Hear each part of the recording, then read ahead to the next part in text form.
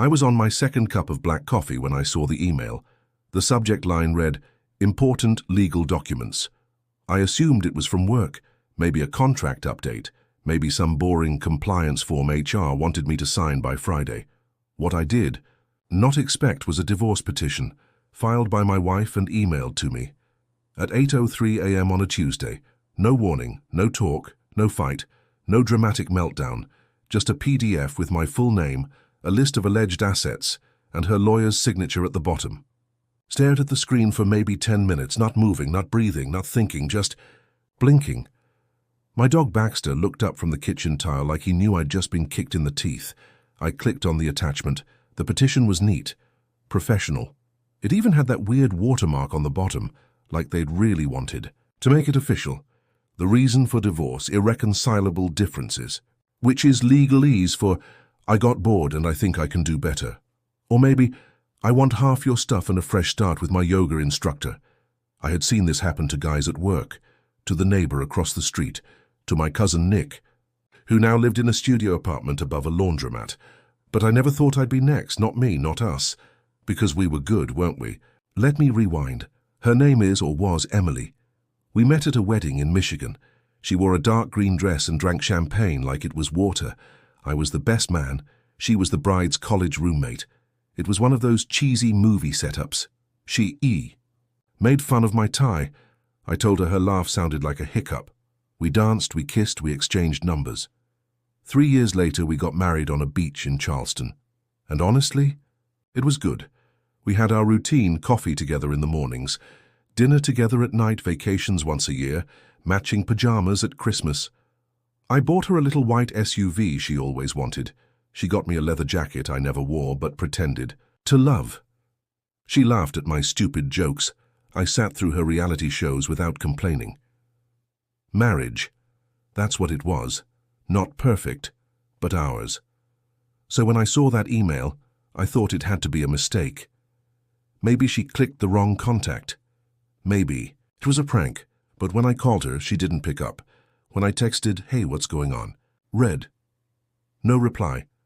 I called again. Voicemail.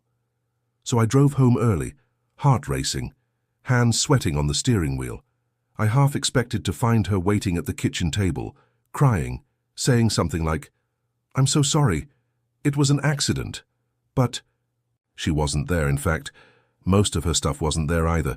Closet empty, bathroom sink cleared out, shoes gone, the little jewelry dish by the bed bare. The only thing she left was her wedding ring, neatly placed on top of a candle, like it was some kind of modern art installation. I sat down on the edge of the bed. The silence was so real. Then I walked around the house, open drawers, cabinets, even the fridge. She'd taken all the almond milk and the fancy mustard.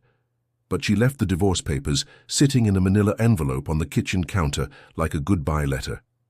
Opened it, read it again, the same words over and over.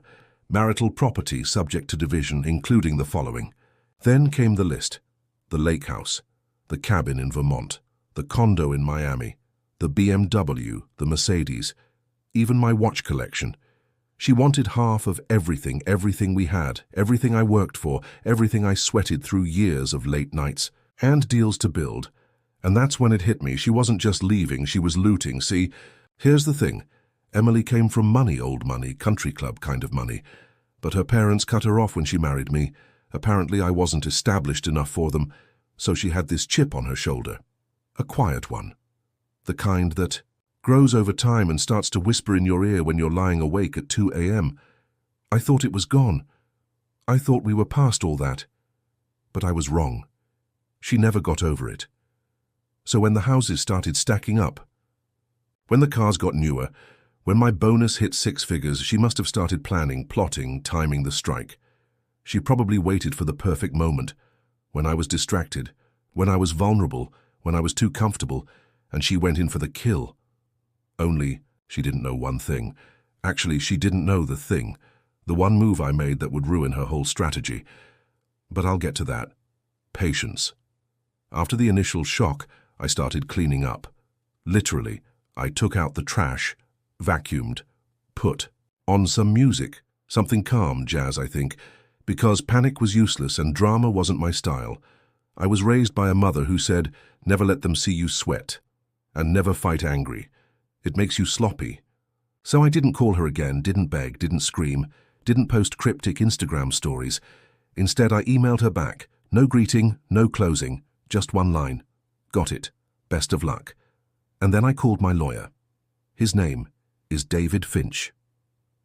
40. Years in the game. Shark in court, kitten at brunch, he picked up on the first ring. Tell me everything, he said, already sounding hungry. I told him about the email, the list, the quiet exit. He listened, didn't interrupt. Then he said, she thinks she's going to rob you blind. Yeah, I said. She's not, he said. And then I smiled. For the first time all day, let's rewind even further. 3 years ago, after my dad passed away, I had this thought. It came to me while I was watching my father's lawyer sort through a mountain of paperwork. Keep your house clean, your name cleaner. That's what my dad used to say, so I sat down with David and said, how do I protect everything if someday someone goes nuclear?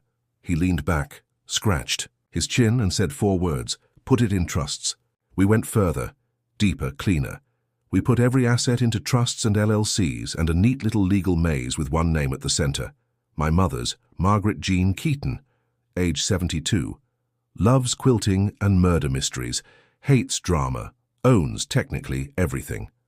On paper, all the properties, all the cars, all the investments, even the art on the walls, which meant Emily had no legal claim, not to the lake house, not to the Miami condo, not even to the mustard in the fridge.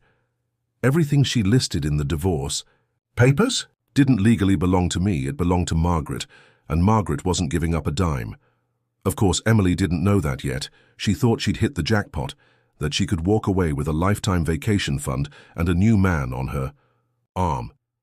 But she was about to find out that I wasn't the fool she took me for, and that the game she started was about to get real messy. Because if she wanted war, she'd get it. But I wouldn't come at her with fists. I'd come at her with silence, with paperwork, with chess moves 5 layers deep. Because revenge, it's not loud, it's not flashy, it's strategic and cold and slow.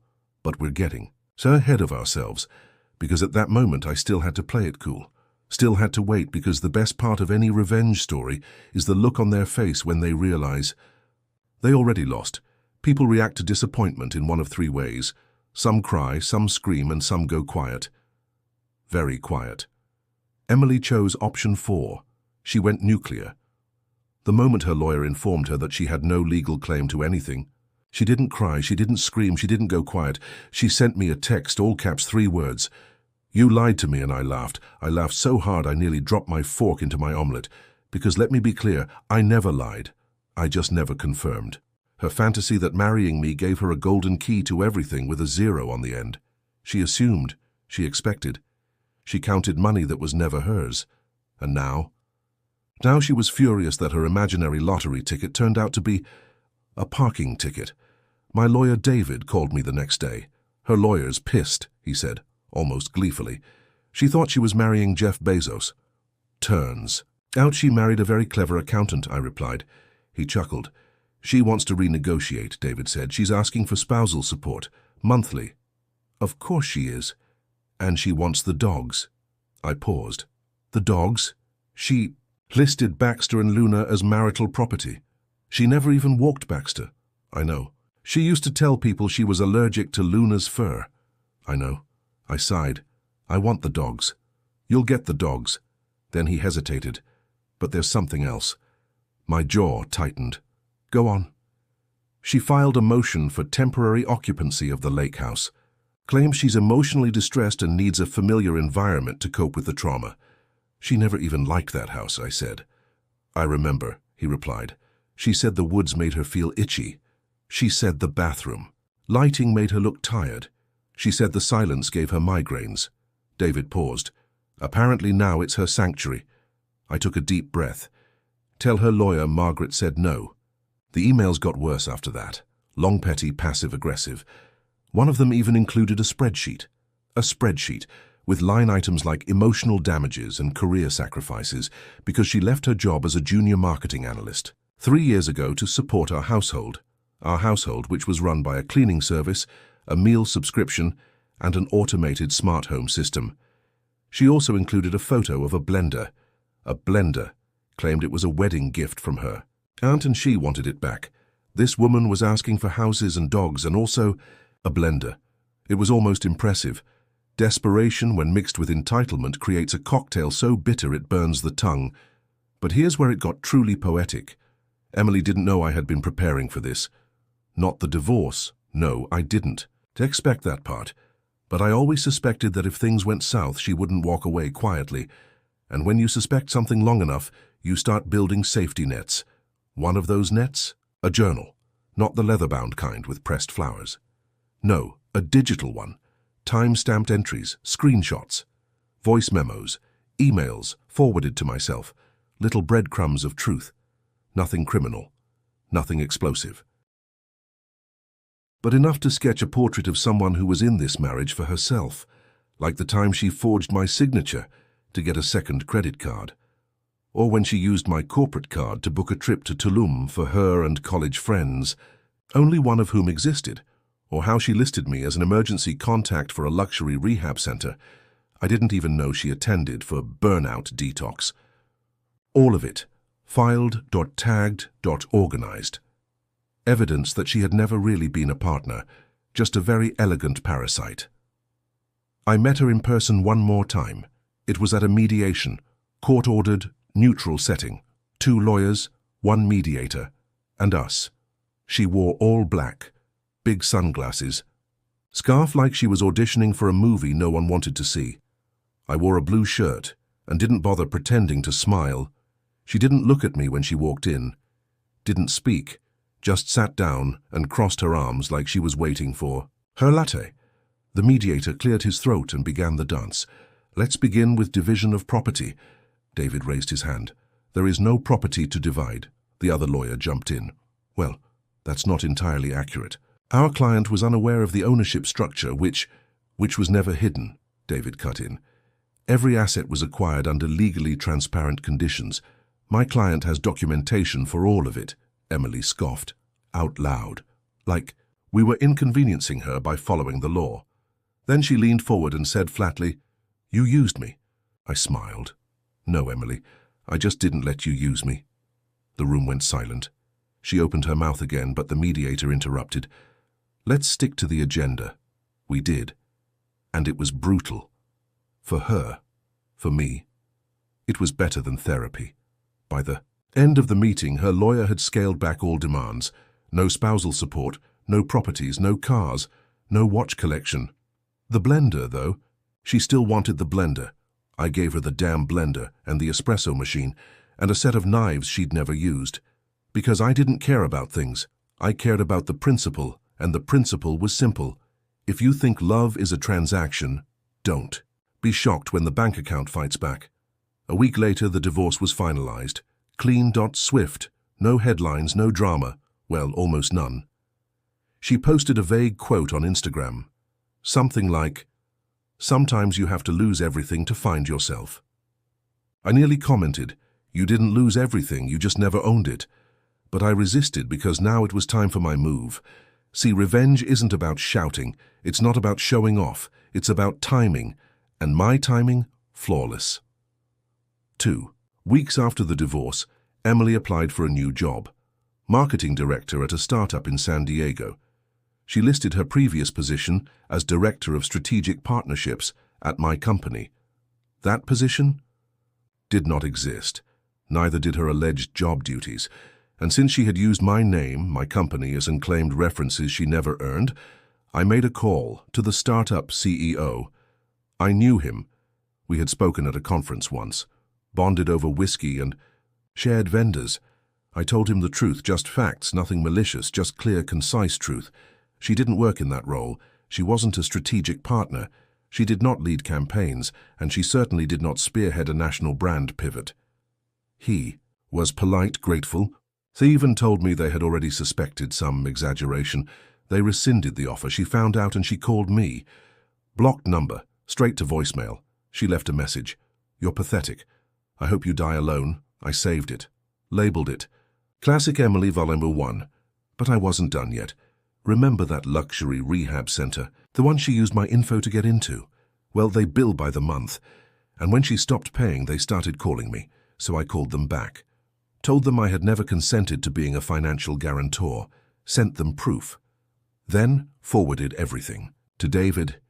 He got the charges dismissed, but the best part, the center marked her as a flagged client, which meant she couldn't re-enroll, and her little wellness influencer career over, just like that. Poof.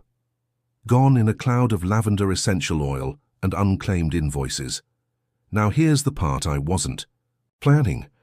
6 months later, I saw her again, at a grocery store of all places. She was at self-checkout, holding a bottle of wine and a bag of kale. I almost walked past her. Almost. But then she turned, and our eyes met, and she smiled. Not a happy smile, not an I miss you smile. A smug smile, like she still thought she'd won. She walked over. I heard, "You're still single," she said. I nodded. "And I heard you're still lying about your resume." Her smile twitched. I added, "Also heard your car got repossessed." She didn't respond. She looked thinner, not in the healthy way, in the way that stress carves your face into something tight and tired. I said, "Tell your next husband to read the fine print." Then I left. Didn't look back. Didn't feel anything. Not anger, not sadness, just relief, like taking off a coat that never fit right. That night I had dinner with my mum. She poured me a glass of wine and said, "I told you that girl had dead eyes." I laughed. We toasted, to clean exits, to smart paperwork, and to the freedom of being underestimated. Because in the end, Emily wasn't wrong.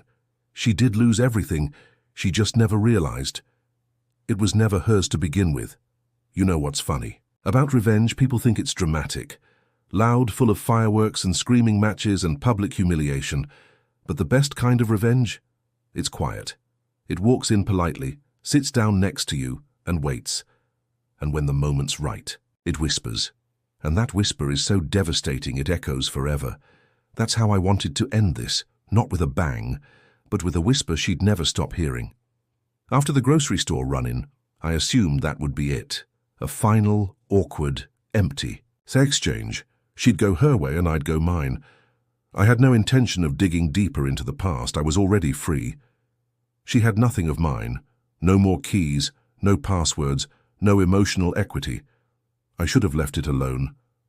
But Emily didn't know when to stop. It started with a friend request, not from her, from someone named Claire B. Profile photo, generic sunset, no mutual friends, no bio. But I knew it was her. She always used sunset photos when she wanted to stalk people. Anonymously. I declined the request. Then she started viewing my LinkedIn posts, every single one. Within minutes of me posting, then came the fake Instagram accounts, all with names like Wanderlust Gen 88 and Be Well Mindset. All following me, liking my stories. One even commented, "You look lonely." That's when I realized she wasn't done. She didn't want money anymore. She wanted presence. She wanted attention. And honestly, that was more dangerous than anything else, because attention seekers, they set fires just to watch the smoke. I called David, told him what was going on. He sighed. "Want a restraining order?" "No," I said. "I want something final." "What's the goal?" "Closure, with consequences." He chuckled. "That's poetic, but vague. Then let's make it specific." So I told him my plan, and he said, "You're evil." I replied, "No, I'm methodical. Here's the thing. Emily always underestimated me. She thought I was boring, stable, predictable. But she forgot something. I work with data, and data tells stories. Numbers don't lie, and buried in numbers, patterns. She had a pattern, and I was about to use it against her. Emily had one true addiction. No, not luxury wellness, not travel, not even shopping. It was validation.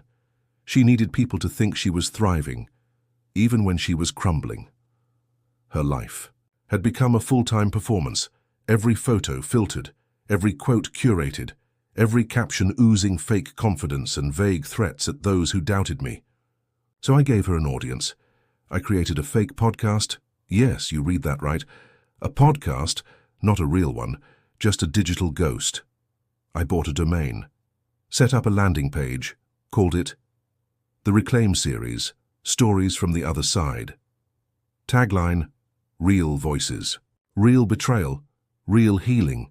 I made social media pages, posted audiograms of guest clips I voiced myself, hired a voice actress to play a southern divorcee named Cassie, another one for a British guy named Liam. Each clip carefully written to sound like vague, juicy gossip. I didn't even know she forged the documents until the IRS came knocking. Chos, and the dog wasn't even hers. She just wanted the sympathy likes. It spread like wildfire on Reddit. A TikTok creator picked it up. It got traction. And then I emailed her anonymously from the podcast account. Hi, Emily. We're reaching out to women with powerful divorce stories for a new season of the Reclaim series. We've heard whispers about your strength and resilience and would love to feature your journey. Let us know if you'd be open to a recorded interview. With admiration, Reclaim team. She responded in 9 minutes 9. I'd love to. My story has inspired so many women already. Of course it had. She showed up to the Zoom interview in full glam, perfect lighting, full makeup, hair curled like she'd just stepped off a yacht. She didn't recognize me. I had a voice modulator and a fake name. She started talking and didn't. Stop for an hour, she lied, fabricated. Told a tale where she was the innocent angel married to a controlling narcissist. How I hid money from her. How I punished her for being successful. How I froze her out emotionally. She wept, on cue, described the pain of losing the lake house like it was a funeral. She even said, and I quote, "I left with nothing but my self-worth." I almost choked, because I knew the ending of this story. She didn't. After the interview, I edited the recording, not to embarrass her, no, to reveal her. I layered it with facts, my documents, screenshots, dates, voicemails, side by side, timestamps. Each time she lied, I counted it with proof. Then I sent it anonymously to her old job, the startup that rejected her every brand she ever tagged in her influencer posts, and her mother. Yes. Her mother, because I knew something Emily didn't. Her mom hated lies, the fallout delicious. Her mother responded to the email with one sentence. "Thank you for the truth." The startup replied, "Glad we dodged this bullet." Her old company, they forwarded it to HR and legal. Her brand deals vanished overnight. No more Goor sponsored by Glow Skin. No, Mortash are grateful for this opportunity. She posted a cryptic story on Instagram the next day. Just a black screen with white text. People will twist your truth to fit their guilt. Let them. And then her page went private. I waited a week. Then I sent her one final gift, a box. No return address. Inside, a framed photo. It was from our wedding. She was laughing, looking at me, but I had blurred myself out completely. The note said, "You married a shadow, and you tried to steal its light." And then I deleted her number, burned the old journals, blocked every burner account, because I wasn't angry anymore. I was free, and freedom doesn't look like fireworks. It looks like silence. Now when people ask if I'd ever get married again, I laugh.